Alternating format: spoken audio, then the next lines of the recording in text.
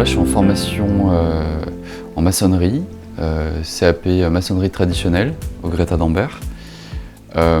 C'est une formation qui consiste à apprendre la maçonnerie traditionnelle, donc c'est le fait de bâtir avec des matériaux du type pierre, terre, avec des mortiers de différents types, que ce soit de mortier chaud, de mortier terre, mais on voit aussi la maçonnerie dite conventionnelle, donc c'est la maçonnerie avec du parpaing, avec du ciment. Donc c'est une formation assez complète où on voit tous ces aspects de la maçonnerie. Donc nous, on a commencé en octobre 2022 la formation.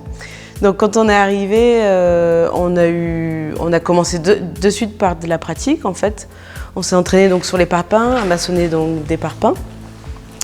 Ensuite, on a enchaîné, on a alterné plutôt en fait des modules où on travaillait avec le ciment et d'autres où on travaillait avec la terre, notamment sur les enduits qu'on a pu faire au mur.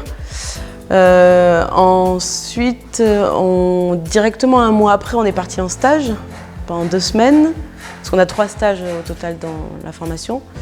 Un de 2 semaines, un de 3 semaines et un de 1 mois.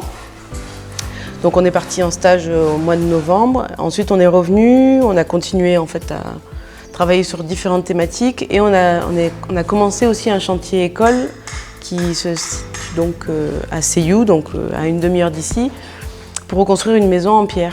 Il n'y avait plus rien et on est reparti, on a démoli ce qui restait à peu près et on a remonté la maison en pierre maçonnée à la chaux et à la terre, quoi. Surtout à la terre quand même.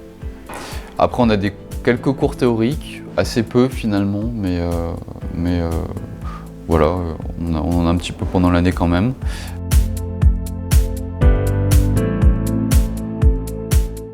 Il y a plusieurs raisons.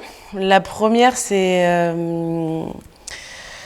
que moi j'aime la maçonnerie, donc j'avais envie de mettre la main à la pâte aussi.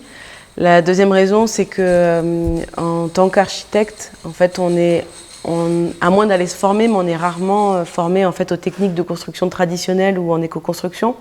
Du coup, pour ensuite prescrire ou dessiner ce type de projet, c'est quand même plus délicat. Ça amène un peu à des incohérences au niveau du dessin, des fois entre le dessin, ce qu'on imagine, et la technique quand c'est mis en œuvre, ça fait des surcoûts des fois parce que c'est pas bien pensé. Moi, j'avais envie de bâtir, j'avais envie de faire du chantier.